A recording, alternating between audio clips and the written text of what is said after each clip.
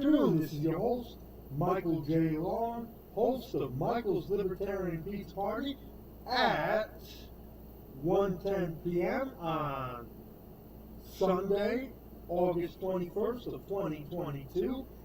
If you haven't already done so, please click if you're on YouTube or whatever, just click the subscription link if you want to do this. Is if you want to do it. You don't have to do it if you don't want to do it. But if you absolutely want to do it, click the subscription link, click the notification bell afterwards, and then select all. And in that way, you'll be notified of any future video content and live streams that I do on YouTube. The URL to which the URL is listed, www.youtube.com/C/Michaels Libertarian Pizza Party. So that's the URL. It's listed right here below. And also, you can also tune in to, I know I've done some episodes on the radio, not the radio, but on the radio, cloud radio, what have you. And you can also, and so I'm sorry I haven't been on YouTube in a long time, so, please forgive me, I've been taking a break from it. But, I want you to know that I haven't forgotten about you guys.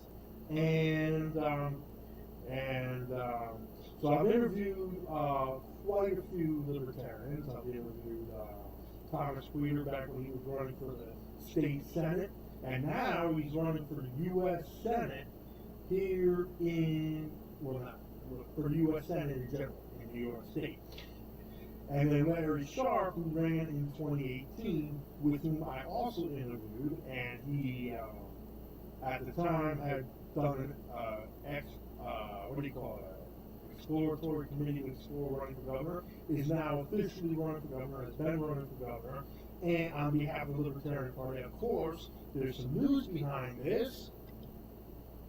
Larry Sharp, we successfully petitioned the Libertarian Party, New York, and its volunteers. There wasn't much of which there wasn't much of, but there were quite a few volunteers, I would say. And it's paid petitioners. We successfully petitioned to get on the ballot, which was then challenged by the Republican Party, to which the Board of Elections refused giving us, libertarians ballot access. And so the Sharp campaign in the LPNY, the Libertarian Party of New York, has as in libertarians, we've appealed. The Sharp campaign has appealed, and the appeal went through, but it was denied by the court, the state Supreme Court in Albany. And so I wrote an opinion piece on it.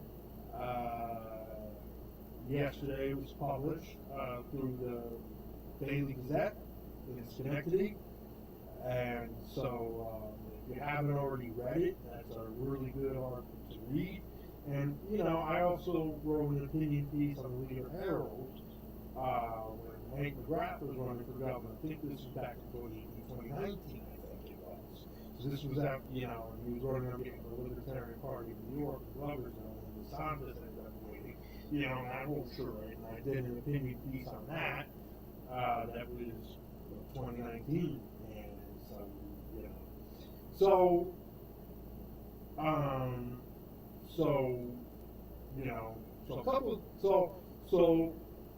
if you haven't already heard about this, and I'll give you a rundown on it, right? So basically, the previous rules that we had with the Board of Elections was that any of all third parties had to get about maybe 1,500 signatures, something like that, to get on the ballot. Or 100,000, something like that. I think it was 100,000. Well, not 100,000. It was probably close to 50. Well, actually, it was 50,000. It was 50,000 signatures to get on the ballot in order to have major party stat. Well, we had to get 50,000 votes to get major party stats. On top of the fact to get on the ballot, we only had to get 1,500 signatures or whatnot, which we successfully did back in 2018.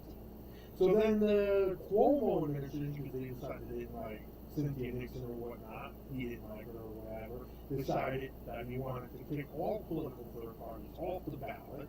And so between him and Jay Jacobs and the Republican Party and the Democratic Party, they made some backroom deals, and they had initially made a proposal to which ended this proposal was the current rules that we have now for board elections, which was that you have to get, which is that you have to get 150,000, no, 150,000, something like that, or more, or 2%, whichever is higher, right? And then on top of that, you have to get 500 seats per congressional districts, and all this other brouhaha, and then in order to get on the ballot, and I think we had 152,000, we need 155,000, I think it was. I don't know. But anyway, so I think about a third a third of them were, so anyways, I'll give you the history on this. So the former administration decided to enact this. This was back when he was governor, of course. And so I did a whole opinion piece on this on the Leader Herald, of course, they published, not on the, well, it was meant to be published in the Leader Herald. And then I gave them permission to publish it on the Daily Gazette because I missed the publishing date for the Leader Herald. And so, but the background, I stated this in the letter, was that, they changed board. I didn't like it fully explain because I had to be 200 words or less. But to fully explain,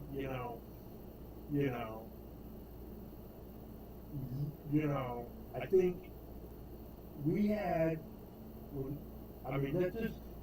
it was challenged by the Libertarian and Green parties, and the state Supreme Court struck it down and said, well, it didn't pass by the legislature, so it can't be valid.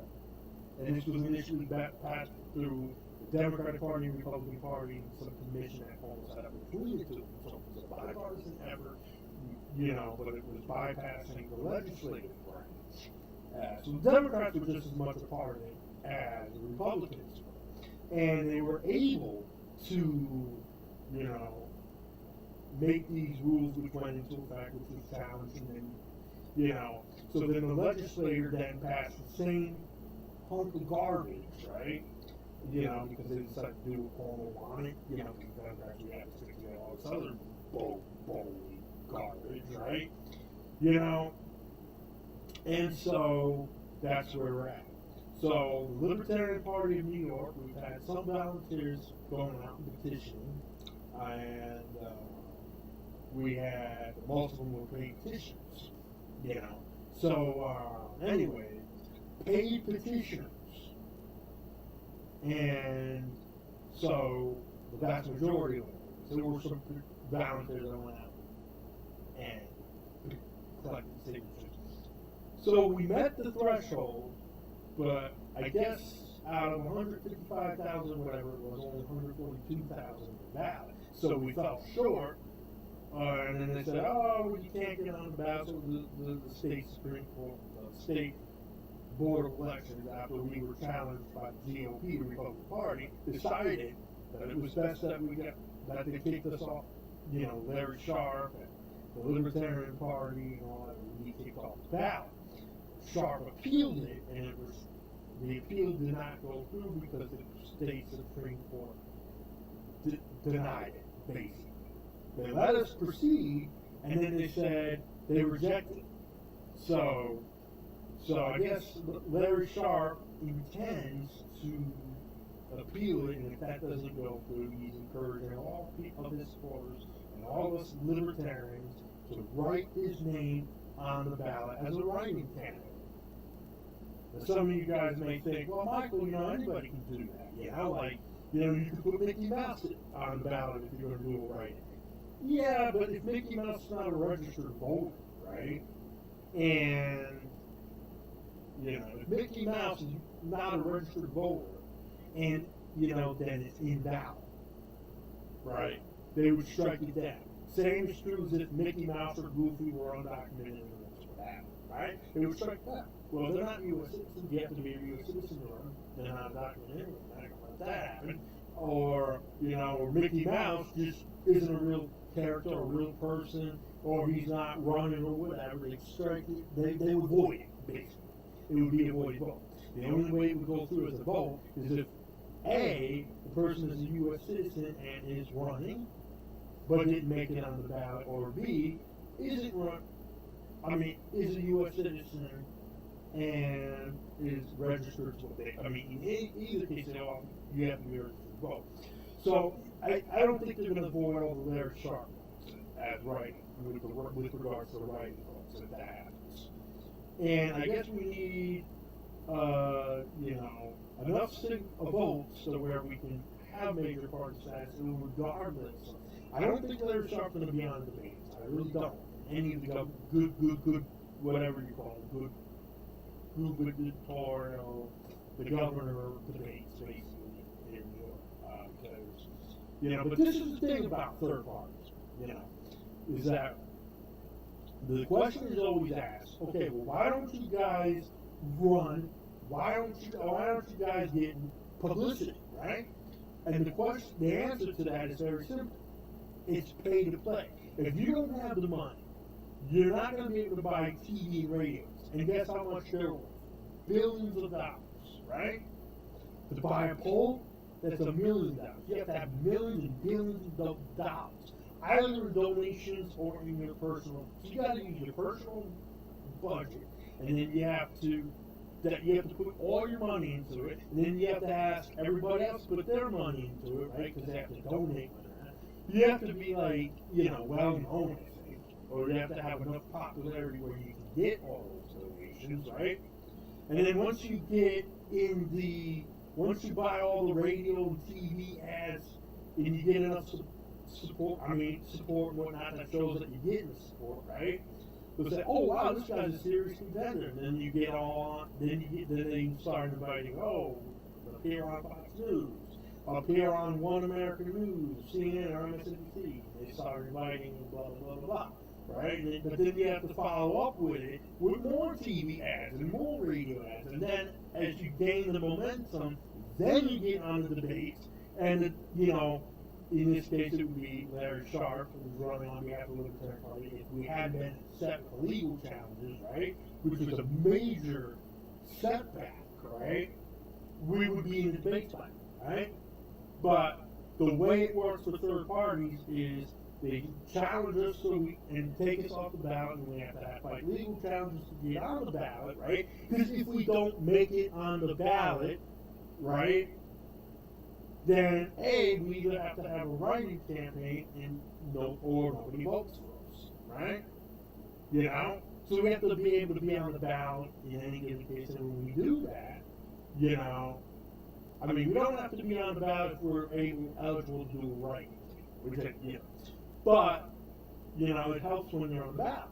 So the strategy is we have to fend off these legal challenges to try to protect our ballot access so that we can get more votes. And then they cap the donation amount that any political third party and or candidate can receive, while the Democrats and the Republican Party can get billions of dollars given to them by corporations, by individuals, by just about anybody in any entity. And they'll be able to make it on the debate stage and all this other stuff. So the political third parties, including us libertarians, the Libertarian Party, is, we're always going to be behind the 8 ball to some extent, right? And it would be nice if we could put all the money that we get to be able to buy them ads, or whatnot. And the Libertarian Party, the National Libertarian Party's got a lot of states where this is going on that has to help out, right, with ballot access and whatnot. And I presume that the National Libertarian Party is doing that,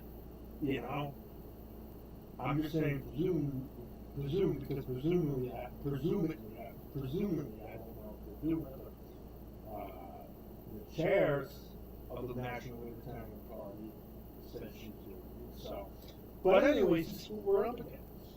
The rules are made so that a third party can never win. That's how the rules are set up, right? Now, that's what they say to me, and I would argue that a political third party can win. And oftentimes, we don't often win at the state and federal level because of the fact that we have to fend off legal challenges and protect ballot access every single time. And then if we get kicked off the ballot, then we have to have write-in votes and then encourage that. So all the money gets depleted, right? And we can't even run the ads that we're supposed to run. The whole thing is pay to play. You have the money, you play. If you don't have the money, you don't play, right? And so it's set up where the Democrats and the Republicans, the two major parties of this beloved duopoly, it's set up so that they always win, or that they always have a majority in the House and the Senate, or that they always have their president, and they're able to appoint their Supreme Court justices and federal judges, who then say, oh, you can't get on the ballot, or this state, or blah, blah, blah, blah, blah, blah, blah, blah. Right? And the same is true in many states, especially New York and California and Florida and Texas. And I'll tell you this much, right? New York State is the most regulated state in the country, right? Followed by California and Texas, I believe. Texas, I would say, is about the third. Florida is about the fourth most regulated state. They're like the top four, top five. You know, Minnesota's got to be like the fifth. Right? They're about top five most regulated states in the country. So out of all of them, 3 of them are like Democratic, 2 of them. Florida's definitely Republican, and Texas especially. But like California, they're all most regulated in the country. And out of all the states, maybe New Hampshire is probably the least regulated state in the country. And that isn't because the Republican Party is running the show in New Hampshire. It's because it's got more libertarian influence. And I believe, I don't know this to be true, but I believe that the Libertarian Party, I don't know if they have a majority of elected officials at the local level in New Hampshire. I would have to do research on them, but I presume that they do. But nationally, the National Libertarian Party, the majority were able to win at the local and county levels throughout this country by about within the ratio of 40 to 50%. So that means that almost every single state in this country were able to elect libertarians and get libertarians elected at the local and county levels. And in New York, it usually means that in many of our local candidates that were elected on behalf of the Libertarian Party were crossing doors between us and the Republicans or whatever other party, right? But there were some libertarians that nonetheless also were able to get elected on behalf of the Libertarian Party that were not crossing doors by any other political party. And so we had some successes here in New York State. The point is, and throughout most states in this country, the libertarian candidates are usually just that, of libertarians. They're not running on behalf of any other political party. And it's true. We say what we mean what we say, a ratio, unless we're crossing doors by Republicans and the Republican showbots, I would say 90%. So we have a chance that, we do what we say, we mean what we say. We may have some candidates that don't do that, but the vast majority of the candidates, we honestly believe what we say, we mean what we say, we do what we say, And the point, and so then the question is, okay, so why should I spend my time voting for the Libertarian Party, at any level? And why is it so important, Michael, that they're out hounding for us to get libertarians elected at the federal level, right? Well, because look at what's going on at the federal level, right?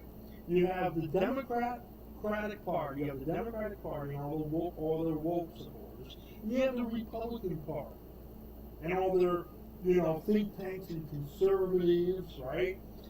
So-called, right? And guess what? They're not getting any. The only thing they're getting done in D.C. is growing the size of the federal government. The Democrats right now, they have a majority in this House.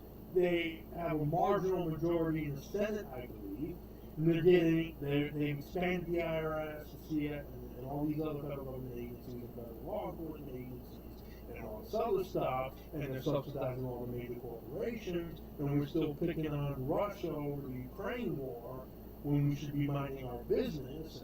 And, we got, and what it translates to is we're in an economic downturn. We have agents or,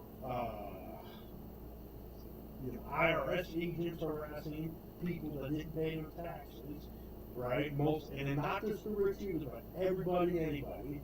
You got this whole charade with Julian Assange, where the Democrats and the Republicans would do anything to get him into this country to be locked away in this secret prison called Annex 4, when all he did was expose us and the British for our war crimes. And he didn't really, create the information. That was done by Manning, a PFC in the U.S. Army who was charged with treating blah, blah, blah. And the routers and some of the more bigger media companies, they published it, and so did WikiLeaks. So they decided, well, WikiLeaks and Julian Assange, to which Julian Assange is the founder, they're a little bit smaller, so let's pick on them. And this is especially true of the federal government. The federal government is having us support Israel, providing foreign aid to all these countries. Half of these countries are like bullying other countries, and then we have the nerve to sit there, right, and say, okay, Russia, you can't bully Ukraine, so we're going to spend even more money to then get arms to give to Ukraine. And none of it makes any sense to me, but that if you study the fact that the military-industrial complex wants to make a profit, well, of course it's going to do that, because that's how the system is set up, right? That's how they've set it up. And this is also true with the Progressive Democratic Party and the quote-unquote far right. They've created this system, and the Republicans helped them create the system that we have. So the Republicans are just as guilty. And what gets me about the Republicans, especially given that the Republican Party in New York is the one that challenged the Libertarian Party in New York over the whole ballot access deal, right? Is the fact, think about it. These Republicans run around and, we got to ban illegal immigration because they're murdering our people, raping our children, blah, blah, blah, blah, blah, blah, blah, right? And the vast majority of the Americans that are getting raped or murdered or beaten or abused or whatever are being abused and raped and beaten or whatnot by our own people. I mean, look, in the vast majority of the quote-unquote undocumented immigrants, they want a better life for themselves and for their children, right?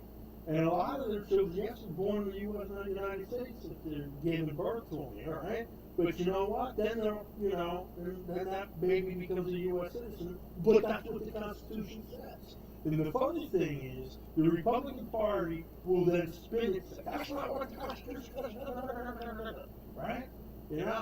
And they do the same thing with just about every political issue there is.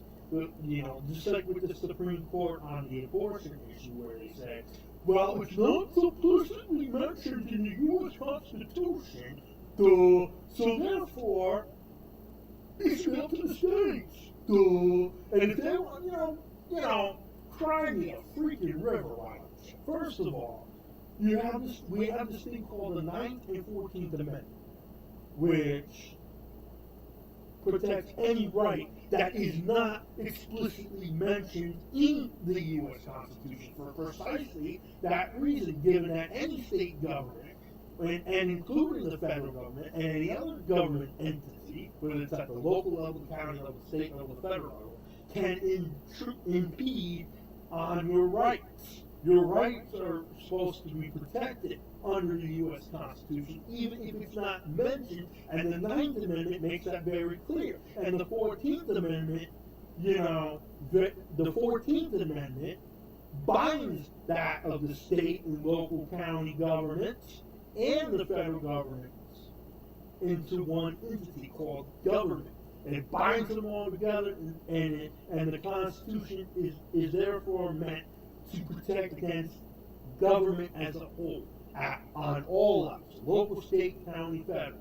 They neither one of them can impede or infringe upon your rights, whether it's your reproductive rights, whether it's the right to do drugs, whatever it is. Now, I personally do not support abortions, but that's my right and my opinion to oppose and decide. I hate abortion. I don't like abortion. I'm not in favor of it, right? But that doesn't give me the right to use the power of government to impose standards against what I don't like, or to outlaw what I don't like. That's what conservatives do, and then they have the nerve to complain about the far left and their cancer culture when they're doing the same exact garbage. Alright? They're doing the same exact things, and then some. Because they're the ones that decided, well, we gotta raid the Capitol and overthrow the U.S. federal government because we didn't get our way. Oh, Biden didn't legitimately win, he stole the election, and blah, blah, blah, blah, blah, blah, blah, blah, blah, blah. And you have mountains and mountains of conspiracies about these were mainly Donald Trump conspiracies, mostly created by Alex Jones to give Donald Trump the edge. And it's funny because Alex Jones is now saying, I'm not going to support Donald Trump anymore. I'm going for this guy in Florida by the name of Ron DeSantis. So, and it's funny because, Trump was supposedly the guy that won the 2024 elections, right? And it's funny because now he's running again. Well, doesn't the U.S. Constitution prohibit the president from doing 3 terms? Oh, I believe it does. Yet Trump's running again. So by doing that, he's admitting guilt that in fact he legitimately lost to Joe Biden. I do not support 90% of Joe Biden's policies. I don't. However, I do commend him for getting us out of Afghanistan. And I will say that in conjunction to this, and this was what libertarians like myself have wanted for years, since it started. We wanted to get the hell out of Afghanistan. But we're still in Iraq. We still got money being funneled to Israel and the Ukraine and the whole anti-Russian garbage. And I think, in the whole anti-Chinese thing, and I think it's time that we start minding our business. And I don't think Joe Biden has gone far enough with that. I think, and this is, he is by no means a libertarian. I don't support all the garbage he's proposing and supporting and all that. I damn sure don't support Donald Trump's policy, 90% of which I've condemned, since he first took office in 2016. When he tried to sign executive orders to give people the death penalty for killing cops or whatnot, when they should be given a life sentence. I'm not saying not to lock them up, but come on, the death penalty, and he killed, and he had the Department of Corrections issued the death penalty to about almost everyone that was awaiting the death penalty. And a lot of them were probably innocent. So Donald Trump's the kind of guy that, is impulsive, is a monster, that's what you get with Biden too. I don't like either one of those guys. I don't.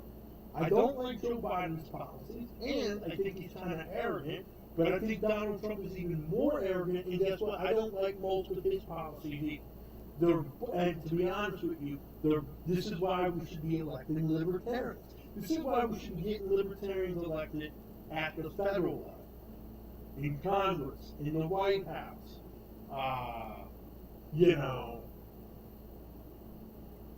so we can implement our libertarian agenda and whatnot, or at least be able to slow down the radical conservative and liberal agendas. You know? So, yeah, ballot access, and it's a mess, guys. It really is. Politics is no joke. It's a real mess.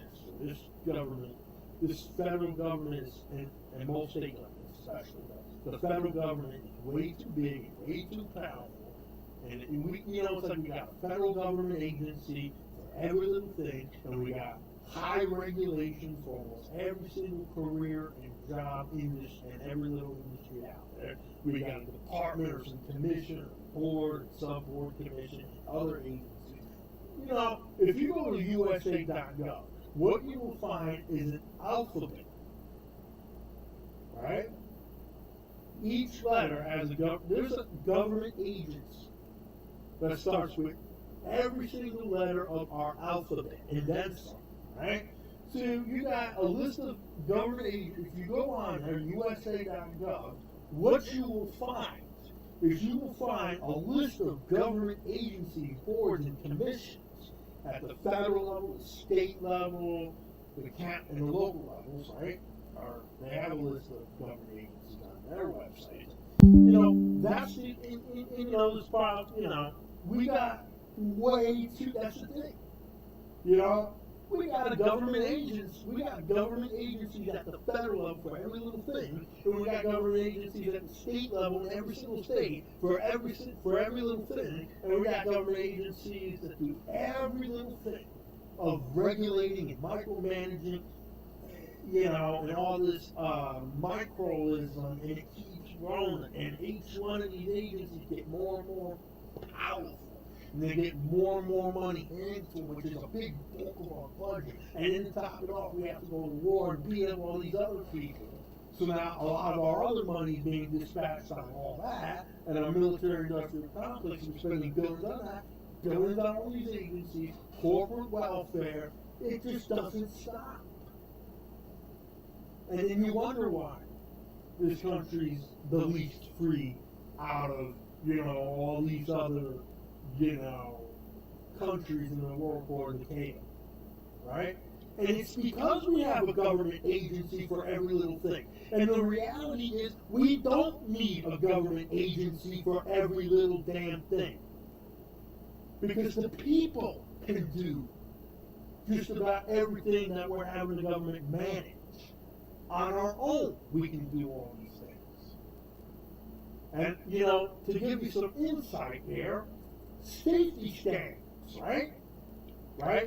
The government claims that we put in all these safety standards and regulations for safety reasons, right? But guess what? Over the course from the 1940s onwards, right around the 1960s and 70s, when the safety standards improved so much, by and large, by the free market, and we're already implementing a lot of the policies that the government shoved down our throats by force. They were already doing voluntarily, and safety was improving, and the standard of work was improving, right? Government comes in, all right, we're going to implement all these standards and regulations. Well, what the hell do you think the free market was doing? We were doing that all along. Then the government comes in the form of the Democrats or in the form of the Republicans. Oh, guess what? We're going to implement all our standards and policies and regulations so that we don't have someone cutting off their arm accidentally or on purpose. Well, guess what? What the hell do you think the free market was doing? We were already implementing safety standards, And John Stossel did a very good report on that, on reason. And I forget the name of the video, but I encourage you to check it out if you're able to find it. But the point taken here, I think individuals should be the ones to don't get me wrong. As a mid-artist libertarian, I think that there is a reason to have government, but that government should be really restricted and reserved for protecting individual rights not to infringe on it. And your rights include your right to decide for yourselves what you choose to put in your own body, how you choose to raise your children, what you choose to spend your money on, how you choose to live your life, you know, who you choose to do business with, and what you do, how you do business, and so on and so forth, as long as you don't impose danger, force, or fraud to others. So that's, with that being the key, you know, I think individuals and corporations and small businesses and the free market as a whole, including your 501c3s, your nonprofits, and what have you, are more than capable of self-regulating themselves. We don't need all these monstrous regulations. I mean, you know, outside of what can we, you know, we don't need all these monstrous regulations, freaking policies, government agency boards and commissions for every little thing.